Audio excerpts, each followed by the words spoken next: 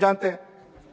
तो महोदय, मेरा यही कहना है मैडम स्पीकर कि किसान के लिए, नौजवान के लिए, गरीब के लिए कि सरकार ने गरीबी, महंगाई, बेरोजगारी खत्म करने की कोई ठोस नीतियां नहीं बनाई है, कोई योजना ही नहीं चल रही है। मनरेगा जैसी जो योजना चलती भी थी, जहाँ ग्रामीण भारत में हमारे लोगों को रोजगार भी मिलता था, उसका भी केंद्रांश और राज्यांश का जो 90 और 10 का अनुपात था वो भी घटा दिया और उस पूरी योजना को समाप्त करने की ओर से एक नई योजना की उन्होंने शुरुआत की।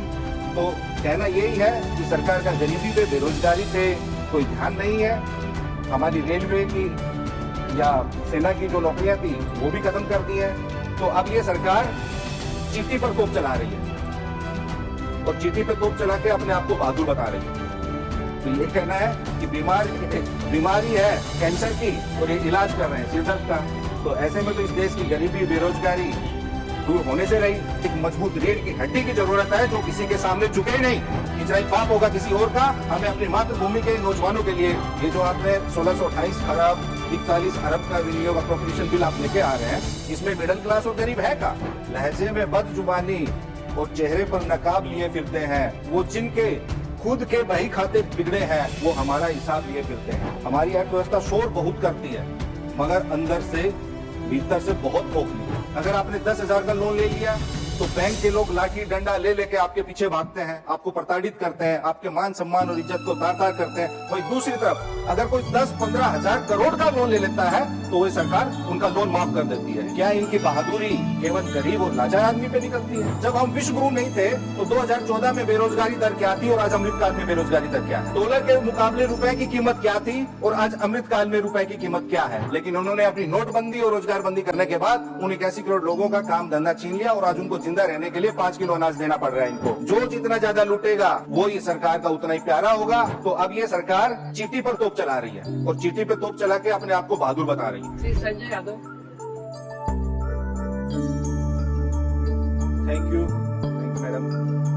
मैडम। ये विनियोग संख्या 2 विधेयक 2026 में अभी जब देख रहे थे तो पूरा कंसोलिडेटेड फंड जो है 1628 खरब 41 अरब 30 करोड़ 6 लाख रुपए। जब पूरा विनियोग का हेड्स का देख रहे हैं तो इसमें यही कहना चाहूंगा कि जो ये बजट है, ये अप्रोप्रिएशंस बिल है, ये केवल आंकड़ों के अखाड़े हैं जहां हमेशा गरीबों को पटकनी मिलती है इस अखाड़े में और हमेशा अमीर ही जीतते हैं। मैं अपनी बात शुरू करूं उससे पहले एक शेर कहना चाहूंगा कि लहजे में बदजुबानी और चेहरे पर नकाब लिए फिरते हैं। लहजे में बदजुबानी और चेहरे पर नकाब लिए फिरते हैं वो, जिनके खुद के बही खाते बिगड़े हैं वो हमारा हिसाब लिए फिरते हैं। मैडम, आज अर्थव्यवस्था का हमारे देश के क्या हाल है ये किसी से छुपा नहीं है। हमारी अर्थव्यवस्था शोर बहुत करती है मगर अंदर से, भीतर से बहुत खोखली। लोगों के पास आमदनी का जरिया नहीं है, नई नौकरी और रोजगार के अवसर सृजित नहीं हो रहे हैं। देश आर्थिक समस्याओं की गंभीर गिरफ्त में है। छोटे बड़े व्यवसायियों का व्यवसाय खत्म होने के कगार पे है, बर्बादी के कगार पर है। महंगाई की मार हर घर खा रहा है।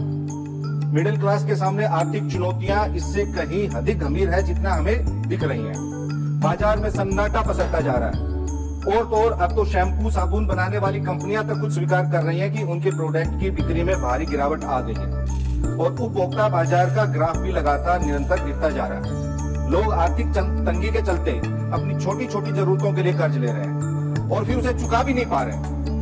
देश में लोग 10,000 का कर्ज भी नहीं चुका पा रहे हैं। 10,000 का कर्ज जो लोन लेते हैं वो भी डिफॉल्ट कर रहे हैं। अगर आपने 10,000 का लोन ले लिया तो बैंक के लोग लाठी डंडा ले लेके आपके पीछे भागते हैं, आपको प्रताड़ित करते हैं, आपके मान सम्मान और इज्जत को तार-तार करते हैं। वही दूसरी तरफ अगर कोई 10-15 हजार करोड़ का लोन ले लेता है तो वही सरकार उनका लोन माफ कर देती है। लेकिन मध्यम वर्ग के लोग अगर 10,000 का लोन ले लिया तो उसको प्रताड़ित करते हैं। आम आदमी का एक दो EMI बाउंस हो जाए किसी कारणवश से तो उस आदमी को बैंक खास तरीके से प्रताड़ित करके उनका जीना हराम कर देते हैं और वही बड़े सरकार के जो इनके लाडले हैं, दुलारे हैं, प्यारे हैं, वो बड़े बड़े उद्योगपति अरबों का खरबों का लोन लेके आराम से विदेश में पूर हो जाते हैं तो उनको ये कुछ नहीं कहते। क्यों? क्या इनकी बहादुरी केवल गरीब और लाचार आदमी पे निकलती है? क्या इनके नियम खाली गरीब के लिए और अमीरों के लिए ये खाली उनको छूट देते हैं? अब मैडम कोई भी बात करो, चाहे अर्थव्यवस्था की बात करो, चाहे आप ज्वलंत मुद्दों की बात करो, किसान की बात करो, कृषि की करो, रोजगार की बात करो, तो ये देश को 2014 से पहले के मोड पे लेके जाते हैं। इनका केयर 2014 से शुरू होता है। अब हम पूछते हैं 2014 से पहले जब हम विश्व गुरु नहीं थे, हम तथाकथित अमृत काल में नहीं जी रहे थे, तो उस वक्त जब हम विश्व गुरु नहीं थे तो 2014 में बेरोजगारी दर क्या थी और आज अमृत काल में बेरोजगारी दर क्या है? जब हम विश्व गुरु नहीं थे 2014 में, उस वक्त डॉलर के मुकाबले रुपए की कीमत क्या थी और आज अमृत काल में रुपए की कीमत क्या है? पिछले 10 साल में मोदी सरकार के कार्यकाल में 35% रुपए की कीमत गिरी है। मैडम 2014 में जब हम विश्व गुरु नहीं थे, उस वक्त पेट्रोल, डीजल और गैस सिलेंडर की कीमत क्या थी और आज अमृत काल में क्या है? 2014 में जब हम विश्व गुरु नहीं थे और अब 2026 के अमृत काल में तेल, चीनी, दाल, सब्जी, आलू, प्याज, टमाटर की कीमत क्या है और तब क्या थी? 2014 में जब हम विश्व गुरु नहीं थे, उस वक्त बस का और ट्रेन का किराया क्या था और आज क्या है? 2014 से पहले IIT, IIM या हमारे जो स्कूल की फीस क्या थी, आज क्या है? तो मैडम हर तरफ से गरीब और मिडिल क्लास का इनकी महंगाई की मार सहनी पड़ रही है। हाँ, 2014 से पहले 81 करोड़ लोगों को 5 किलो अनाज नहीं मिलता था जिंदा रहने के लिए, लेकिन अमृत काल में मिलता है। क्यों?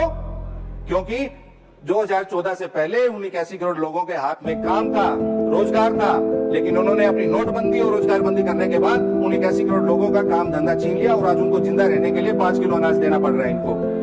2014 से पहले जीवन बीमा पे टैक्स नहीं देना पड़ता था, लेकिन अब देना पड़ता है। तो मैडम अब 5 ट्रिलियन की इकोनॉमी बनानी है इन्होंने, लेकिन 81 करोड़ लोगों को 5 किलो अनाज देंगे जिंदा रहने के लिए। आप 81 करोड़ गरीबों को अनाज बांट के आप 5 ट्रिलियन इकोनॉमी का सपना देख रहे हैं। देखिए, अच्छी बात है। 2014 में सोने का क्या भाव था? 10 ग्राम सोने का मात्र 28,000 और आज 2026 में सोने का भाव क्या है? 1,60,000 रुपए। अब आप देखिए आप कहाँ जा रहे हैं। ये जो आपने 1628 खरब 43 खरब का एप्रोप्रिएशन बिल आप लेके आ रहे हैं, इसमें मिडिल क्लास और गरीब है का? इसमें तो इस 10 साल में 26 लाख करोड़ तो आपने अमीरों का लोन माफ कर दिया कंपनियों का, लेकिन आपने गरीबों का कितना किया? 2014 से पहले तो किसानों का, गरीबों का लोन माफ होता था, उनके जीवन को बेहतर बनाने की योजनाएं बनती थी। अब मैडम अब ये सरकार गरीब, किसान, दलित, पिछड़ा और मुसलमान को मार रही है और धन पशुओं को पाल पोष रही है। जो जितना ज्यादा लूटेगा, जितना ज्यादा अधिक कॉर्पोरेट लोन लेगा, वो ये सरकार का उतना ही प्यारा होगा।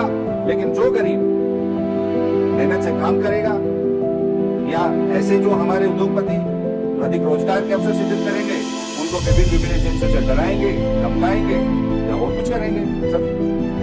तो अगर देश की अर्थव्यवस्था को मजबूत करना है, आपके देश के जो नौजवान, जो इस देश की ताकत है, उनको नौकरी देना है, उनके लिए रोजगार के अवसर सृजित करने हैं, तो आपको उनके अनुसार नीतियां बनानी होंगी और